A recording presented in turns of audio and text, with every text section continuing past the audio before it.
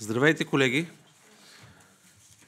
Преди да започнем редовното заседание на Общинския съвет, ще направим една комисия, общо от всички комисии постоянни в Общинския съвет, за да може да допълним предложенията за изменение на наредба 23, които възникнаха след като минаха комисиите. И затова сега направо всичките тези изменения сме ги изпратили, да се запознаете предварително, и затова направо давам думата на юриста на Общинския съвет Валя Канева да ги изчете. Заповядайте. Добър ден. Освен измененията в наредбата, които бяха направени по време на комисиите, впоследствие при разглеждане отново на текста на проекта за наредба установихме, че в част от разпоредбите текста нотариален акт за собственост или друг документ не е коригиран и голяма част от тези поправки, които сега ще ви изчета, касаят именно това.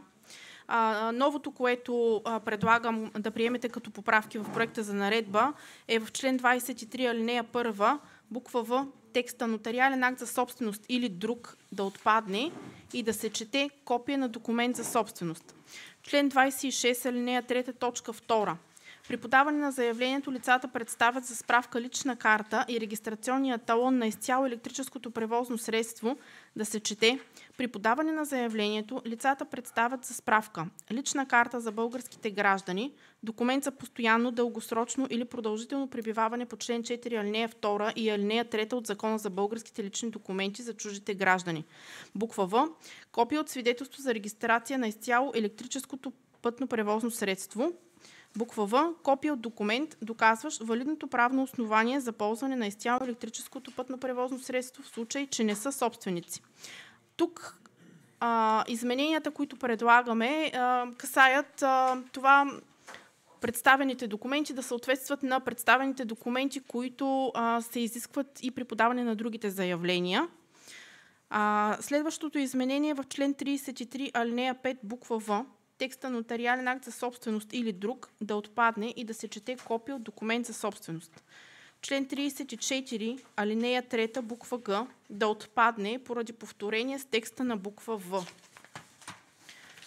В приложение номер 1, освен изменението, което беше направено по време на комисия, на последната комисия Булевард Пейо Яворов от Осова точка 431 до Осова точка 518-521 в град Поморие, 59 паркоместа и 2 инвалидни паркоместа, да се чете Булевард Пейо Яворов, Осова точка 454 до Осова точка 601 в град Поморие, 158 паркоместа и 2 инвалидни. Освен този текст да се добави приложение номер 1. В приложение номер 1 се прилага нова схема, отразяваща променения брой паркоместа по Булевард Пейо Яворов. Следващото изменение в приложение номер 6. Буква Б и буква В от прилаганите към заявлението документи да се четат: буква Б, копия от свидетелство за регистрация на изцяло електрическото пътно превозно средство. Буква В, документ, доказващ валидно правно основание за ползване на изцяло електрическо пътно превозно средство в случай, че не са собственици. И освен това във всички приложения номер 3, номер 4, номер 5 и номер 7 да се чете копия от документ за собственост вместо копия от нотариален акт. Благодаря ви, госпожо Канева. Колеги, аз имам едно предложение, ама не знам как да го направим. В Поморие няма булевард Яворов. Това е улица Яворов. Това е...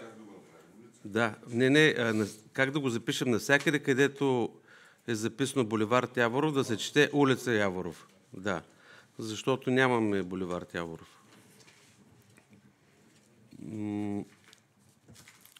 Къде да го запишем като... Защото след това, като го приемаме, трябва за да го променим, да е записано, че е улица Яворов вместо булевард Яворов.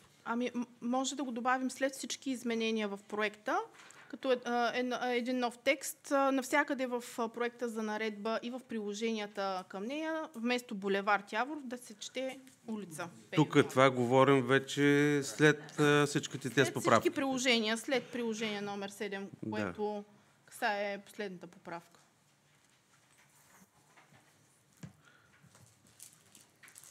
Добре, благодаря.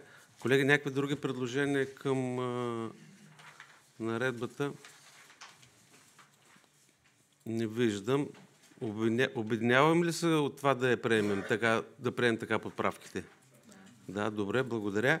И във връзка с докладната вчера от кмета Иван Алексиев относно приемане на решенията, взети от Общински съвет Поморие, направиха са корекции, но трябва да направим корекции и в докладната, защото по време на комисиите тогава казахме точка 1 арабско да отпадне, тъй като беше само една, но сега трябва да остане и втора точка да стане това, което са ни предложили от администрацията. Но госпожа Канева пак ще ги обобщи. Докладна записка номер ОС 698 от 25 август 2025 година. Комисиите приеха точка 1 арабско да отпадне, но предвид това, че предлагам да се добави още една точка, тази точка първа предлагам да остане и в проекта за решение да се добави и точка 2.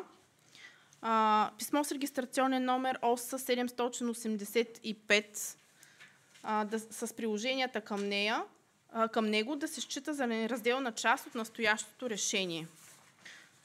Писмото е регистрационен номер ОС 785 от 29 септември 2025 година. Благодаря. Колеги, обединяваме ли се и това го приемаме? Добре, заповядайте, господин Алексиев. Благодаря, уважаеми господин председател, уважаеми госпожи и господа общински съветници. Само две решения, тъй като вчера ги внесахме и може да не сте ги прегледали по-подробно. Всички решения са изпълнени, с изключение на две, които са в процес на изпълнение, но няма как. Едното е решение 560 и става въпрос за бившата кариера в квартал Каменар. В момента сме в процес на изготвяне на финансова обосновка, която следва да се приложи към искането за безвъзмездно прехвърляне на имотите чрез областния управител на област Бургас до Министерски съвет на Република България. Така че това решение реално е в процес на изпълнение, но сме на финала. Ако кажете да отпадне, ще отпадне. Не знам. Вие сте по-обстоятелствени, вие решавайте. И следващото е 561, което става въпрос за някаква замяна през 2003 година, вписано в службата по вписвания и се оказва, че там е допусната грешка. В момента сме поканили хората на разговори, за да изчистим тази техническа грешка, която е допусната 2003 година, но така или иначе общината по някакъв начин е засегната и това е в процес на изпълнение. Това са двете решения. Другите всички са изпълнени. Благодаря ви, господин Алексиев. Така, колеги,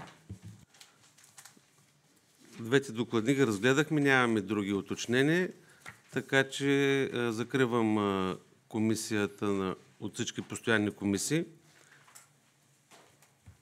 Да. 5 минути само господин Гошев да може да настрои от комисия към сесия.